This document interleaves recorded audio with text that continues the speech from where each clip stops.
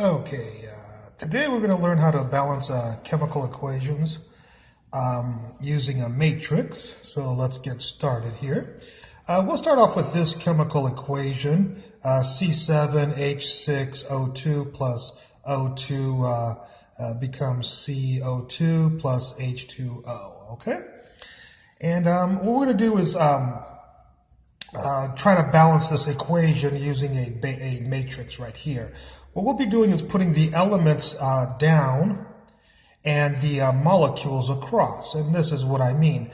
So for instance, we have carbon, hydrogen, and oxygen, and everything else repeats, so we'll put carbon, hydrogen, and oxygen here. And what we want to know is here we'll have 1, 2, 3, 4 molecules. So we'll make 4 spots, 1, 2, 3, and 4 right here. So in this first molecule, we want to know how many carbons we have, and we have 7 carbons. In the second molecule, we have no carbons, so we'll put 0. In the third molecule, we'll put since it's on the other side of the transition arrow here, we'll put there's only 1 carbon, but we'll put negatives there. And all the elements over here, we'll always put a negative. And then how many carbons are in this molecule? There's 0 carbons in that molecule. Okay, let's do hydrogen. How many hydrogens are in the first molecule? 6. How many in the second? 0. How many in the third? 0. And how many in the fourth? 2, but we'll put a negative because it's on the other side of the transition. And then let's talk about the oxygens. There is 2 oxygens. Here's another 2 oxygens in the second molecule. Here's 2 oxygens in this molecule. We'll put a negative, of course. And there's 1 oxygen here. So once we create this matrix right here, we need to type that into our TI-84 or whatever calculator you have, because CO, and you will need to know how to use the matrix. Of course, if you want, you can. I'm sure you can. If you type in RREF into Google calculator, they can come up with a matrix calculator where you will input these numbers in here. Don't worry about this column with the zeros. You don't have to do that. Okay. Well, what we want to do is we'll want to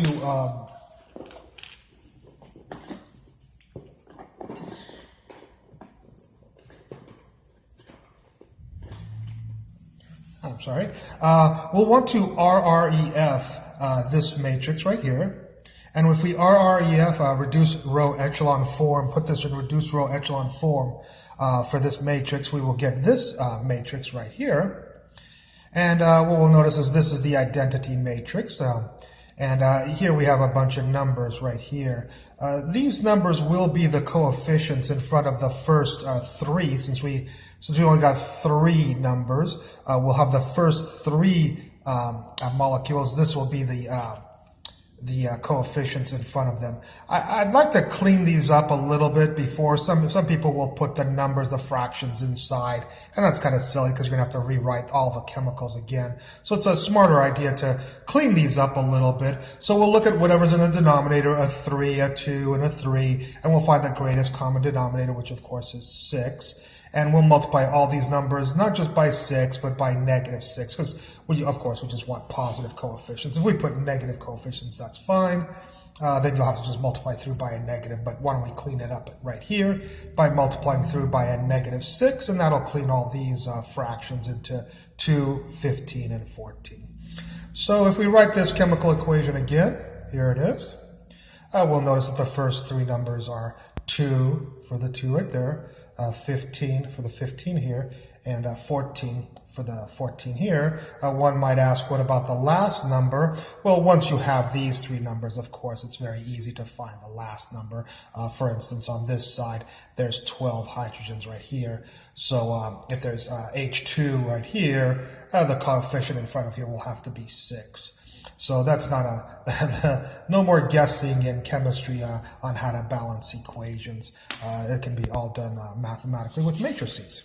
I wish somebody would have taught me this in high school when I learned chemistry, and in college when I learned chemistry. Let's take a look at this equation, FeS2, iron sulfide 2, oxygen 2, and it becomes Fe2O3 plus SO2. And we'll do it again, set up the matrix for this equation. Here's our elements right here. There's F, E, S, and O. That's the only elements in this equation. And here's our molecules here. And so let's look at the first molecule and ask how many irons. There's 1 iron. How many irons in here? There's 0 irons. How many irons there are in this molecule? 2, but we'll put a negative because it's on the other side of the transition arrow. And how many irons in this molecule? 0. Next, we'll ask about sulfur. How many sulfurs in here? 2. Sulfurs in here? 0. Sulfurs in here? 0. And sulfurs in here? 1, and we'll put a negative 1. And oxygens. How many oxygens in here? 0. How many oxygens in here? 2. How many oxygens in here? 3, negative. And how many oxygens here? 2 and negative. And we will RREF this inside either our TI-84 or in Google on some matrix calculator that we find on the internet. And if we RREF this matrix, we will get this matrix right over here. Here's our identity again, and here's our 3 numbers right here, negative 1/2, negative 11/8, and negative 1/4. We'll clean these up. I think if we multiply through by 8 and a negative 8, it'll clean this up. So this times negative 8 is 4, this times negative 8 is 11, and this times negative 8 is 2. And so these will be our first 3 numbers, coefficients, in our equation. So here's our equation again. And notice the first 3 numbers are 4, 11, and 2. And to find the last coefficient here, you might notice that on this side of the equation there's 8 sulfurs.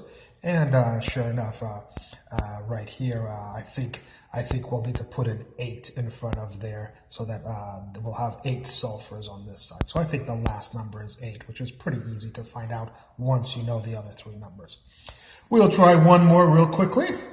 We have boron and chlorine here, BCl3 plus phosphorus 4 plus hydrogen H2 becomes boron phosphate BP plus hydrochloric acid. And let's put this into our matrix. Here's our elements. This time we have 4 elements, and luckily the other 2, but you can have 20 elements. It really doesn't matter. It'll just take you a long time to type this into a calculator or into a computer matrix program. But let's go through it real quickly. Here we'll do boron first. How many borons in here? Just 1. How many borons in here? 0. How many borons in here? 0. How many borons in here? 1, but make it negative because it's past the transition arrow. How many borons in here? 0. So that takes care of boron. Calcium, 3 calciums, no calciums, chlorine, not calcium. 3 chlorines, no chlorines, no chlorines, no chlorines, and 1 chlorine, but we'll make it negative. Let's talk about phosphorus. No phosphorus, 4 phosphorus, 0 phosphorus, 1 phosphorus, make it negative, and no phosphorus, 0. And finally, we'll do hydrogen, no hydrogen, no hydrogen, 0 hydrogens, 0 hydrogens, 2 hydrogens, 0 hydrogens, and negative 1 hydrogens right here because it's on the other side of the transition. This will be a bigger matrix to type in. It'll be quite a bit more numbers. It's a 4 by 5, so 20 numbers you'll have to type in. But it's still more fun than having to guess these things. I know people get aggravated, and with this, there's no guessing whatsoever. So I didn't write the second matrix here like I did on the previous 2, because normally we don't need this stuff right over here. We just need the ending numbers that we get on the RREF. So I RREF this right here, this 4 by 5 in front, and when I RREF, the last column of that matrix was this right here. So we get negative 1/3, negative 1/12, negative 1/2, and negative 1/3, just like we got those here. We'll clean those up. I think the common denominator here is 12. So we'll multiply through by a negative 12 everybody here, and negative 12 times negative 1/3 is 4. Negative 12 times this is 1, negative 12 times this is 6, and negative 12 times this is 4.